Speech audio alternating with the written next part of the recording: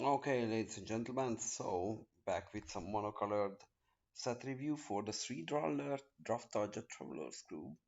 And we're gonna go dive into blue, which is the best color and it's the best land. As we all know it, but the first color is an island, it's a thriving isle. So this is the thriving land. Again, when it enters, you choose a color other than blue, it makes blue, or the chosen color. So yeah, so this is good for splashing blue or in blue deck to facilitate the other color. Excellent card. Aether Spellbomb. Yeah, so this is good in a blue white artifact deck. This is one of the better cards there. So it's a 1 mana artifact. You can sacrifice for a blue, return target creature to its owner's hand. It's an unsummon built in into an artifact, and or you can sacrifice for one and draw a card. So you can either cycle it or have an unsummon effect with an artifact trigger. Excellent, filler card. Obviously, don't need to first pick this, but yeah, it's a little card. Candlestick. So this is from Murders from Carlo Manor, so it's one blue artifact or equipment rather, and equipped creature gets +1/+1, and when it attacks, you surveyor 2. And for 2 mana, you can sacrifice it, draw a card, and activate for 2. Yeah, this is a pretty versatile little card, so you can cycle this through, you can get additional value, especially if you are pinging them with a flyer. Yeah, a solid little filler. Again, not an A plus pick. This is like a C level card. Consider, oh yeah, this is a sick artwork and this is a sick card. So it's one instant blue survey, one draw card. Excellent stuff. Good in the mirror, good in the EZ deck.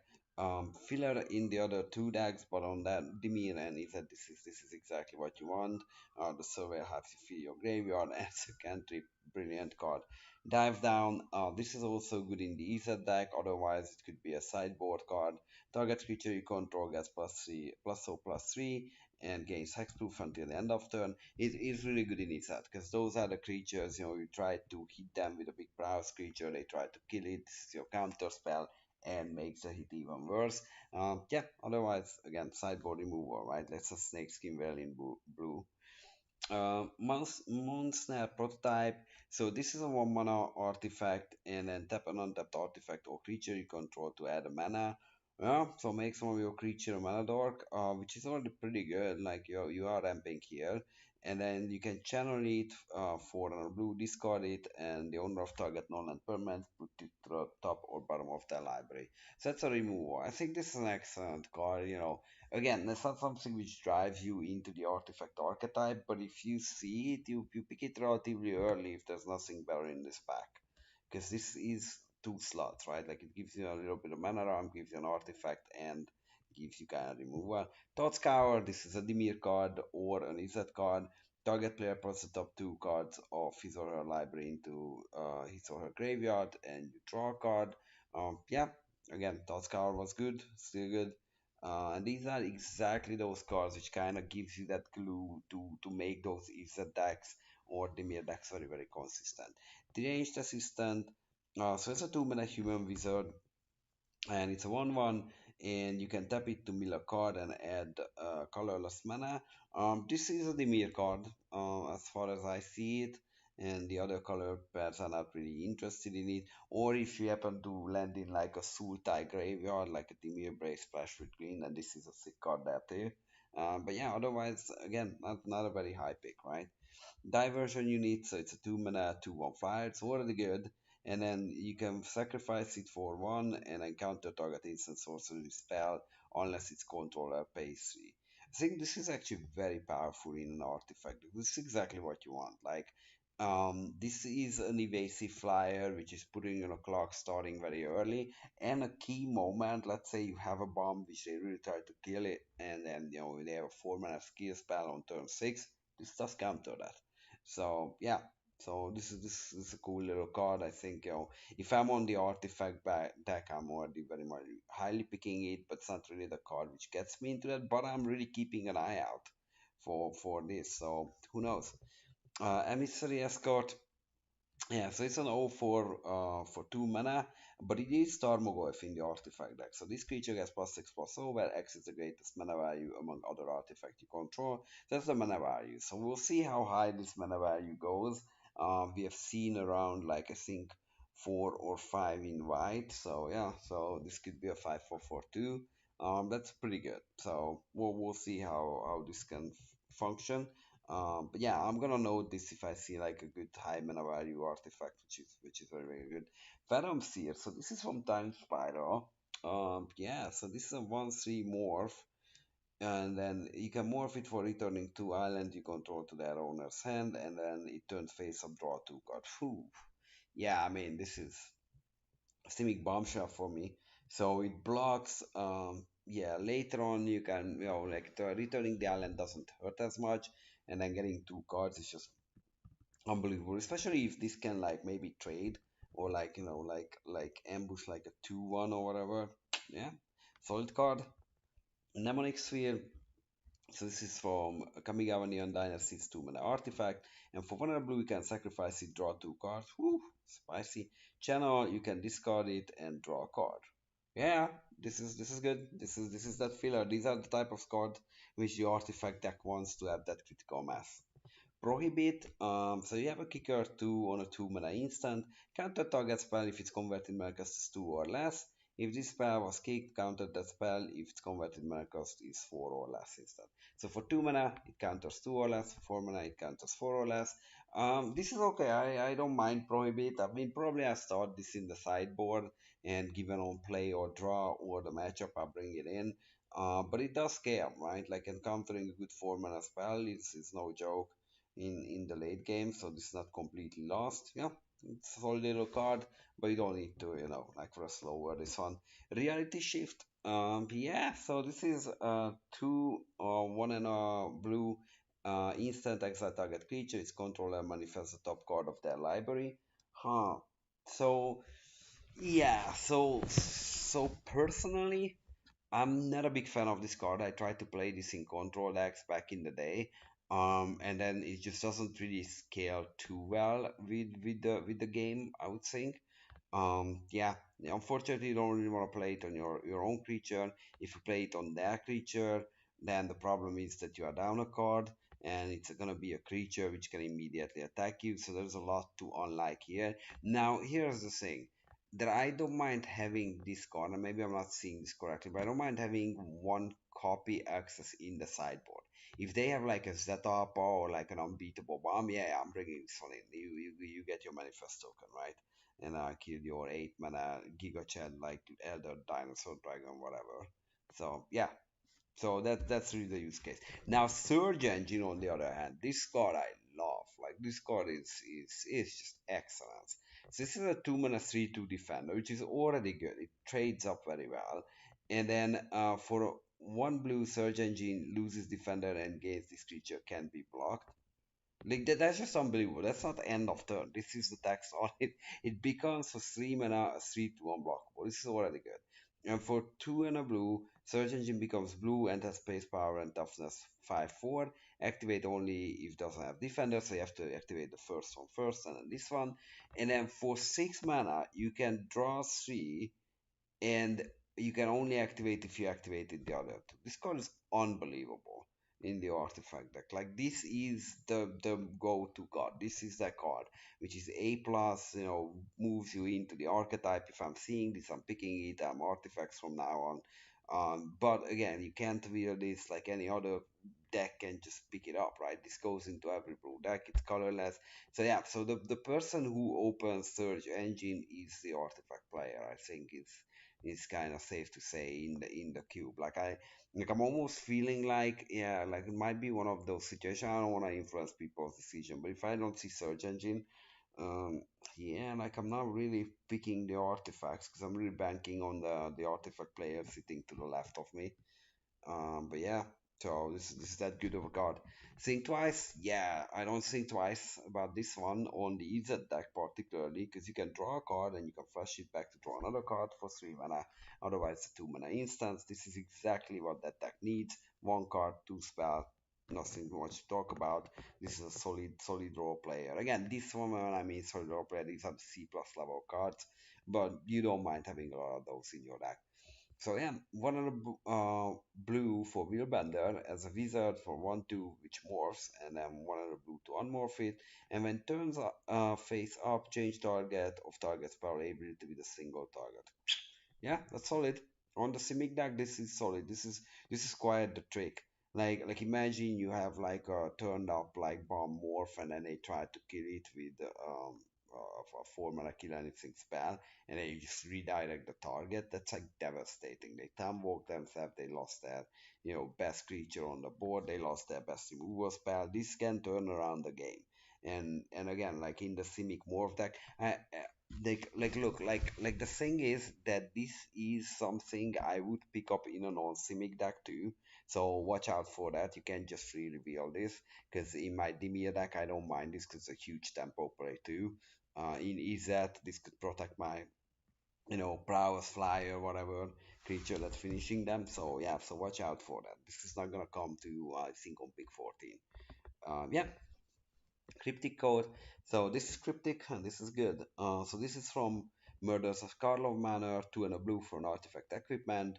When it enters the battlefield, cloak the top card of your library, then attach the code to it. Yeah, yeah. So you cloak, and then the joke starts when every equipped creature gets +1/+, so can be blocked. But more importantly, for 1 and a blue, you can return cryptic code to its owner's hand. Like that's really the joke here.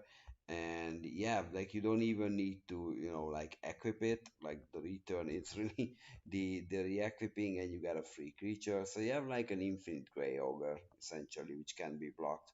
No more expensive, but you get the idea. Solid little card.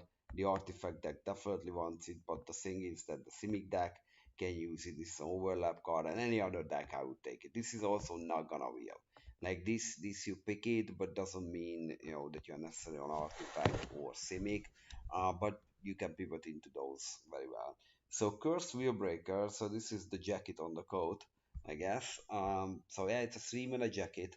Equipment when Cursed Wheelbreaker enters, manifest threat, then attach Course Windbreaker to it, and the creature has flying.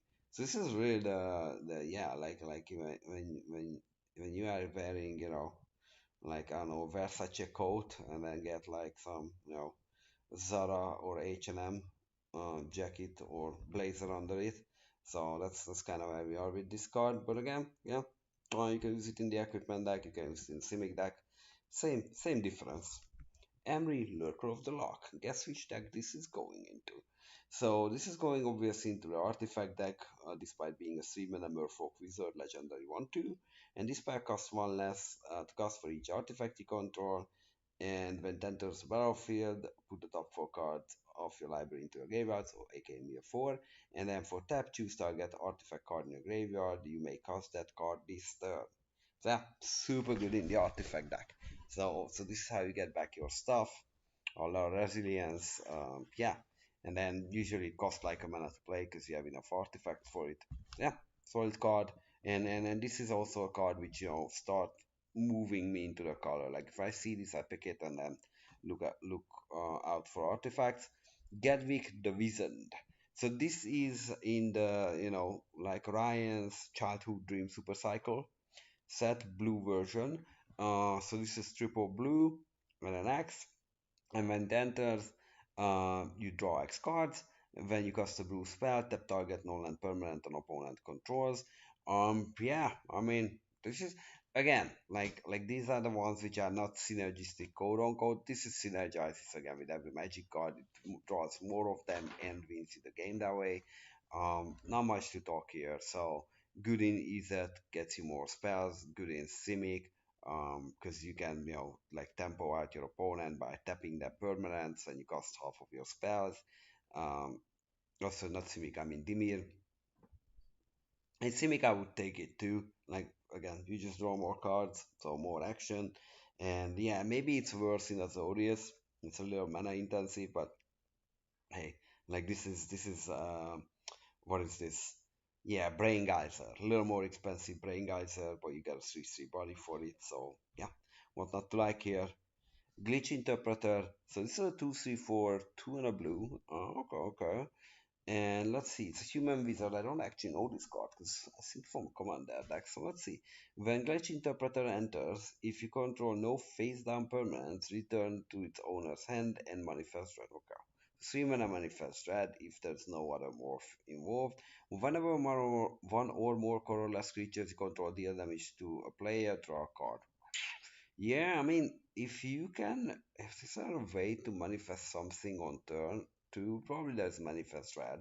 If you already have a manifest, you cast this, you hit them, draw a card. It's pretty insane.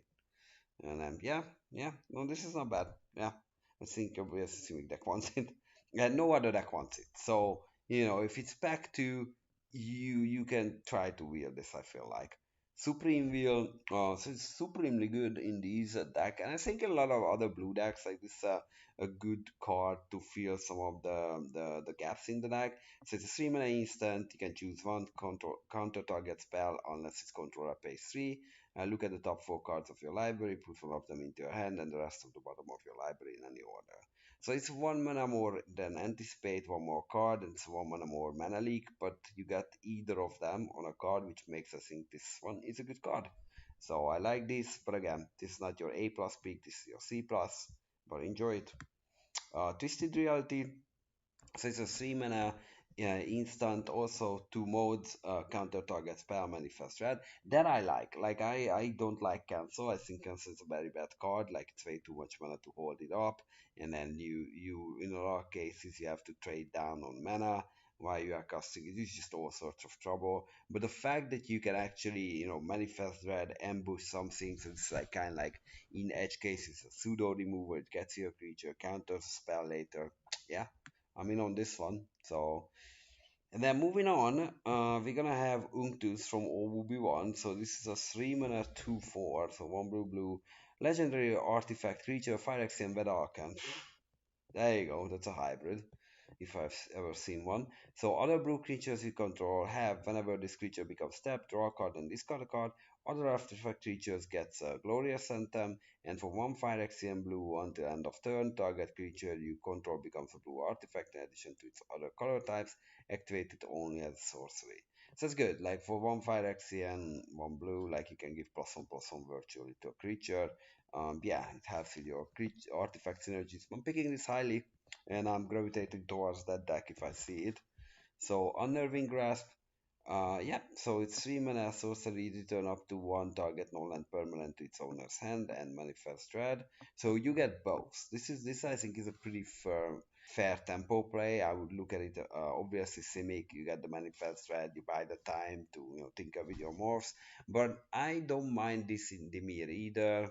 Maybe I don't mind it in Izzet, clear out the blocker. Izzet probably less good, and then probably it's the worst in Azorius, but yeah, there's some stuff to like here.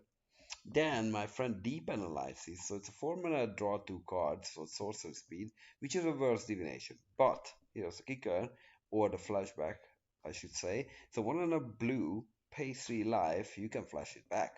So this is excellent in Dimir. You can mill this. This is very good in its set because you have like 4 card draw on 2 spells for that mana cost. So yeah, this is solid little card. Like those decks really want it, and any blue deck would take draw two twice. So there you go. This is not really gonna wheel. So you kind of have to hope that you are picking it in the middle of the pack and early. I would still look at it. Yeah, see what I can do. If there's nothing better, then deep analysis is never going too bad. Karoo Spell Chaser, yeah, so it's a Giga Chad morph, so it's a 4 mana 3/3 heal giant, unmorph it for 6. When Karoo Spell Snatcher is turned face up, counter target spell. If that spell is countered this way, exile it instead putting into the other graveyard. You may cast that card without paying its mana cost for as long as it remains exiled. So yeah, I mean, this is the reverse version of the Wheelbender a little bit because more expensive, but in edge case scenarios, this is pretty good. Like I would probably start this in my sideboard, and I need to see if my opponent has something ridiculous to copy. And if they do, this is coming in. So yeah, I think it's a sideboard. And then when you bring it in, it feels like like a C plus. Yeah, it's probably a C plus. And then otherwise, like this might not be a good card in your main deck. But yeah, but Simic still takes it. And who knows? Like in other bomb heavy matchups. Yeah, so as a sideboard card, other colors would take it. Like if I'm Dimir or even Azorius, and this comes in like 13s, pick it up, put it to my sideboard. Nebulous of Frost. So two blue blue flying spirit prowess 3/3. Yeah, that's already good enough here, I would say. Like this is frequently gonna hit them for 4 mana, for flyer, good. And when you cast an instant sorcery, tap target creature an opponent controls.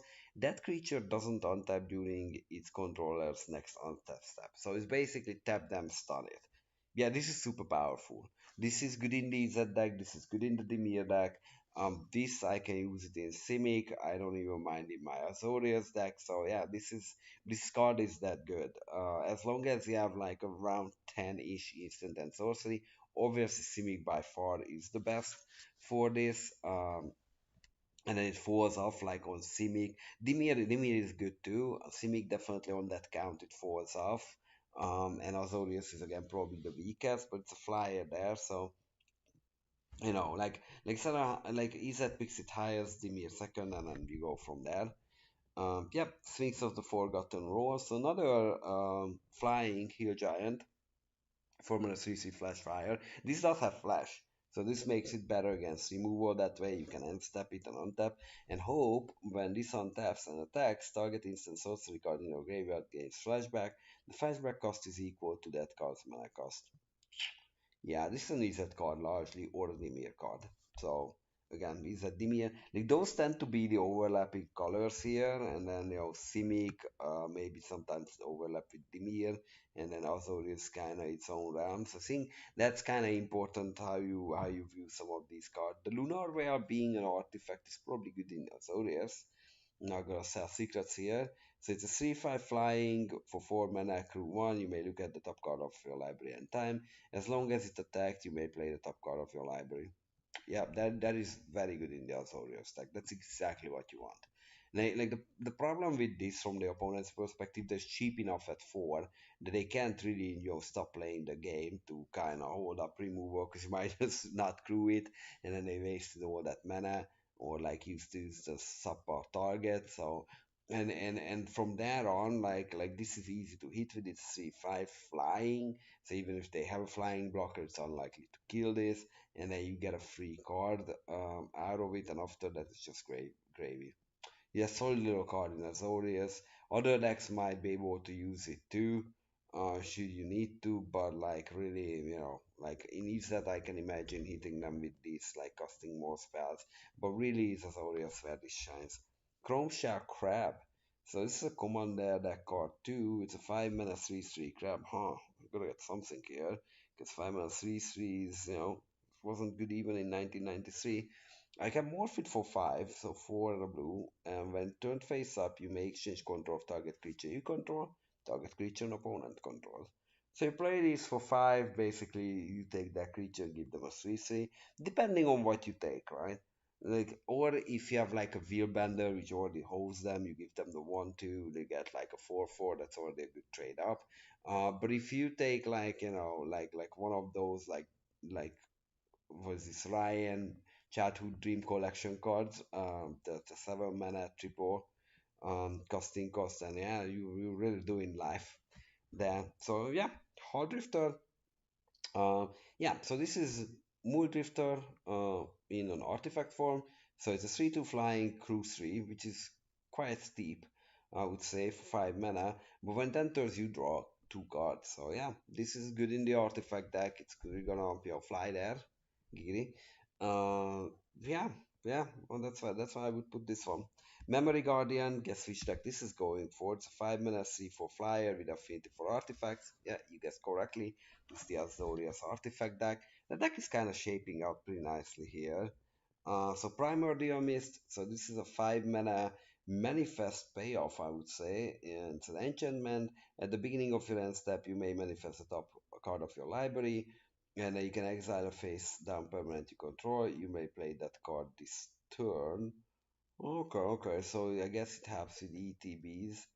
Huh.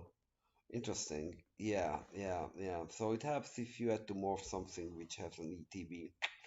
Yeah, yeah. I mean, look, like every end step you get a 2/2. That's already solid in that deck. So yeah, there you go. Stormwing Entity. Ooh, this is excellent in these at power stacks. This is a 3/3 flyer for 5, which is a little below par.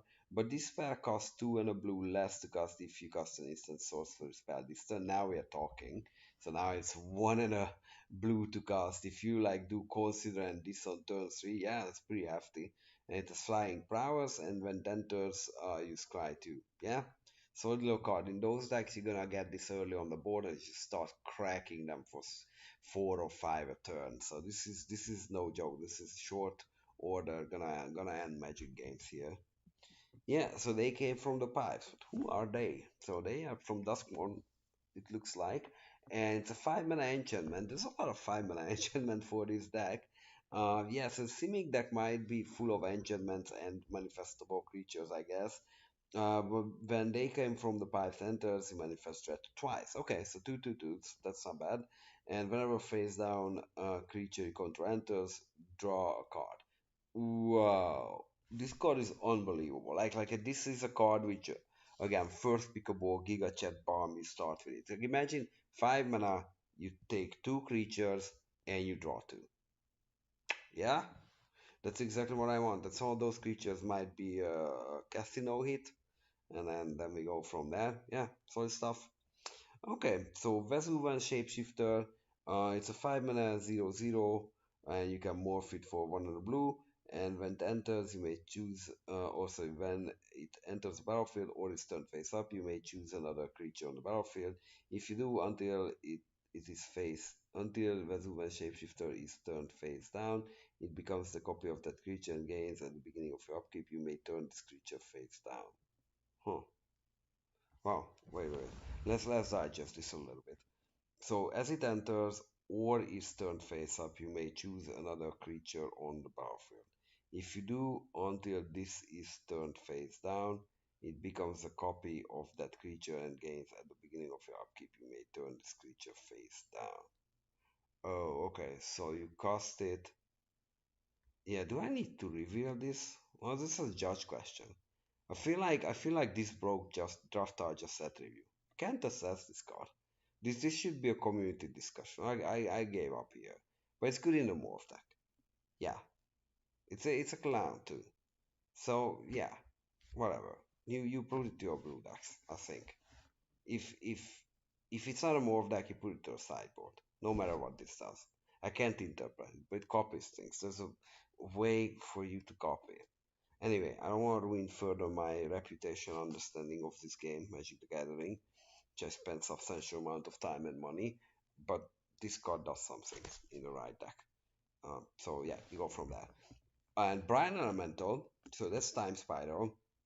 So it's a 6 mana 5/4, which is okay. Become morph and then unmorph it for 7. And when turns face up, each opponent skips his or her next untap step. Ooh, stasis elemental. So this is not bad. If they are tapped out, you kind of time walk them, right?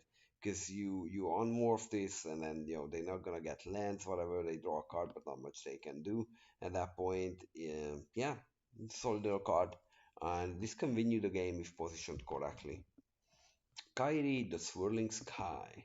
So this is the Elder Dragon or Dragon Spirit, sorry, from Kamigawa Neon Dynasty. So it's 4 blue for 6/6 flyer and Ward 3. So it's already very good, very hard to kill. And when it does, choose one. Return any number of target non-land permanents with total mana cost of 6 or less to their owners. And in some cases, that could be major part of your opponent board. Or alternatively, mill 6 card, then return 2 instant and sorcery cards from your graveyard to your hand. Yeah, so this is good in the mirror. This is good in is that you would take it for Simic and you don't mind in your top end in the artifact deck too. Although in there you're most likely gonna return things. Assuming that the same thing. It's definitely best in Dimir versus or Izzet because you can get the instants and sources going. A very powerful card, like 6 mana, 6/6 flying war 3 is already quite the beater. The rest is just really gravy. And then Torrential Gearhawk, which is I thinking good in probably every deck, depending on your Azorius, how many instants and sorceries you have. But generally, this is called Fatcaster Mage for a reason. It has the Snapcaster Mage ability. When it comes in, you target a creature, sorry, a spell in your graveyard, and then you can cast it, but this time without playing its mana cost. So this is cheating on mana, and you get a massive body. It's a 5/6. It does have flash. It can ambush something. You can easily get like a 2/1 from this 3/1 even, because they have to kill it. Like you ambush one of their creatures, get back a spell, and they need to use a kill spell on this. Very, very, very good card. Like this is a very first pickable card. If you first pick this, you can pivot into EZ, you can go Dimir, you still keep your Azorius option open. Yeah, solid little card. So this is one of the best first pick option in blue. So yeah, so this was blue, ladies and gentlemen. Thanks for watching and see you next time.